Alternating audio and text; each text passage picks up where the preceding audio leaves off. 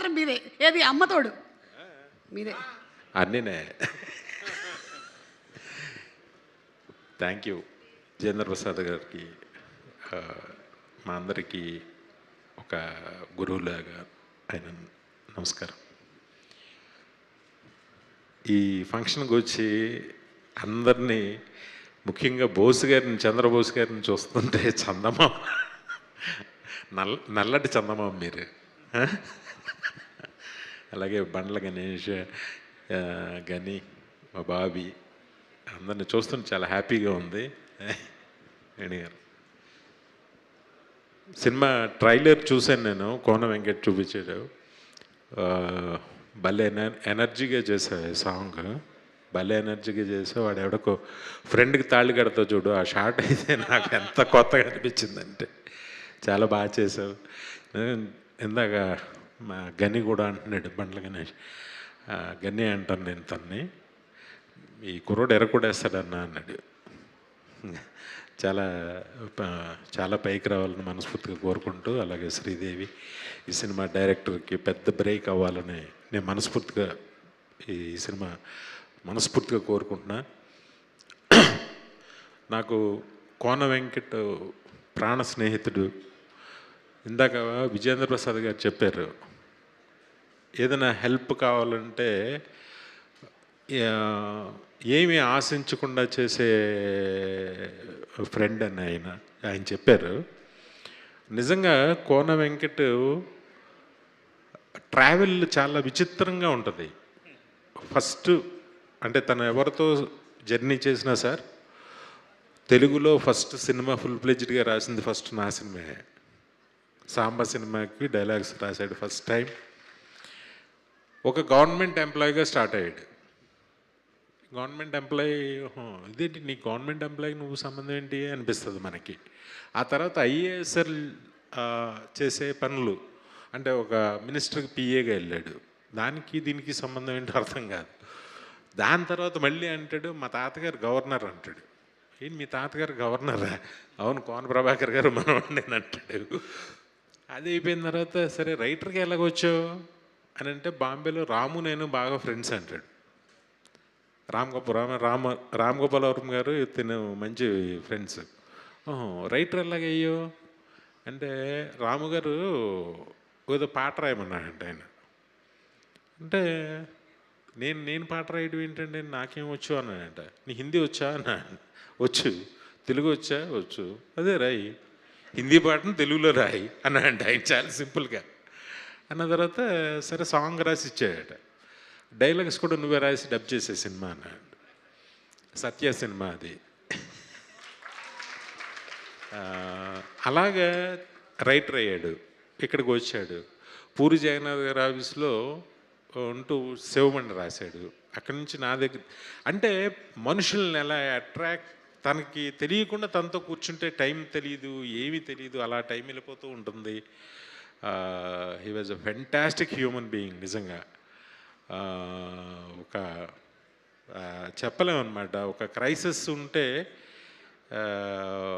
ఆ టైంకి ఒక ఫోన్ చేస్తే వాళ్ళు ఎవరు ఏంటి టైం ఏంటి ఏమి చూడ్డు, ఆ టైంకి వచ్చి టక్కన వాళ్తాడు, అది ఫుల్ఫిల్ చేస్తాడు. మళ్ళీ అక్కడి నుంచి ఇప్పుడు రైటర్ నుంచి ప్రొడ్యూసరు. నాకు ఆది లాంటి ఒక మంచి స్క్రిప్ట్ ఇచ్చిన నాకు అదుర్స్ లాంటి మంచి స్క్రిప్ట్ ఇచ్చిన కోన ఎప్పుడు చాలా బాగుండాలి. నిజంగానే కోన మంచితనానికి, కోనకి చాలా అద్భుతమైన అల్లుళ్ళు వచ్చారు. ఇద్దరు అమ్మాయిలకి చాలా మంచి ఘనంగా పెళ్లి చేశాడు, మంచి అల్లుళ్ళు వచ్చారు. అన్నీ బెస్ట్, అన్నిట్లోనూ బెస్ట్. చాలామందికి తెలియదు సార్, ఈయన ఆత్రేయ గారికి ఫ్రెండ్ సార్. ఈయన ఎలాగవుతుంది అది అర్థం కాదు. అప్పటికి సినిమాకి ఈయనకి పరిచయమే లేదు, సంబంధమే లేదు. ఎవరన్నా మీడియా పీపుల్ అదే ఇంటర్వ్యూ తీసుకుంటే ఆయనతో 2 hours వస్తుంది అది వాళ్ళిద్దరి స్నేహం గురించి. ఆత్రేయ, అవును బోస్ గారు, ఆచార్య ఆత్రేయ గారికి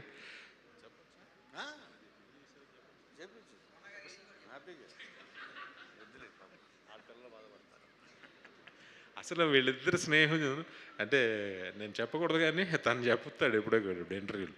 ఆశ్చర్యంగా చూసేవాడిని, ప్రతిరోజు ఒక ఆశ్చర్యంగా చూసేవాడిని నేను ఒక్కొక్క విషయం చెప్తుంటే. ఆ, ఎప్పుడు అలాగే అన్నీ చేసి మళ్ళీ ఫైనల్గా ప్రొడ్యూసర్, అన్నీ మళ్ళీ అవి కూడా హిట్లు.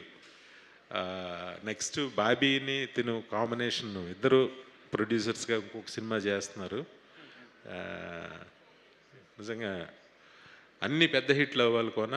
ఈ హీరోకి, హీరోయిన్కి, డైరెక్టర్కి, ఈ సినిమాకి పనిచేసిన ప్రతి టెక్నీషియన్కి మంచి పేరు రావాలని మనస్ఫూర్తిగా కోరుకుంటున్నాను. ఆల్రెడీ ప్రాఫిట్ అయితే తెచ్చేసుకున్నాడు తను. సినిమా కూడా పెద్ద హిట్ అవ్వాలని మనస్ఫూర్తిగా కోరుకుంటున్నాను. Love you Kona, love you always. Thank you so much. Thank you అండి.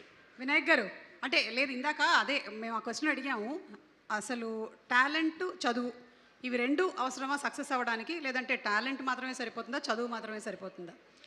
ఒకప్పుడు టాలెంట్ ఒకటే సరిపోతుందేమో ఒకప్పుడు.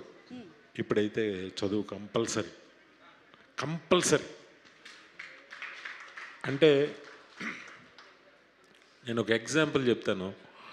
నాకు ట్యాగూర్ ఇక్కడ చేసిన తర్వాత చిరంజీవి గారితో చేశాను నేను. దాని తర్వాత నాకు హిందీలో ఒక చాలా పెద్ద స్టార్తో నాకు అవకాశం వచ్చింది ఆ సినిమా నన్ను చేయమని. నాకు అప్పుడు హిందీ రాదు, ఇప్పటికి కూడా రాదు. నేను మిస్ అయ్యాను.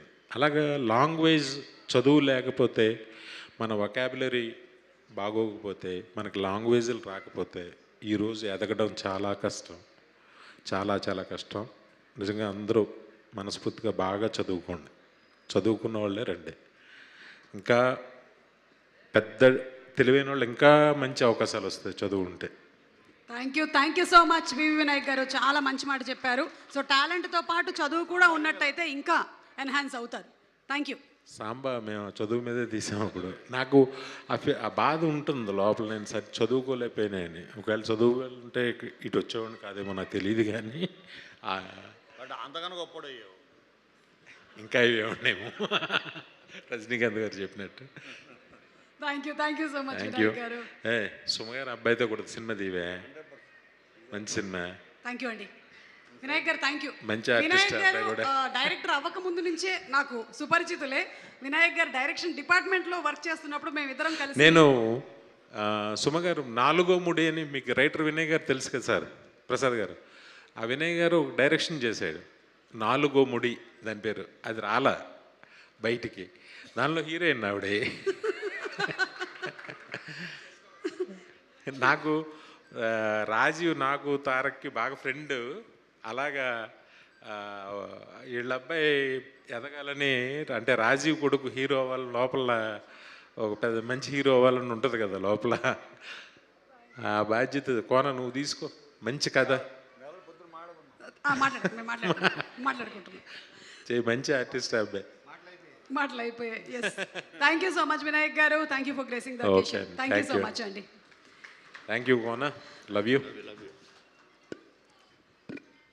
ఆత్రేయ గారికి, కోనా గారికి ఉండేటువంటి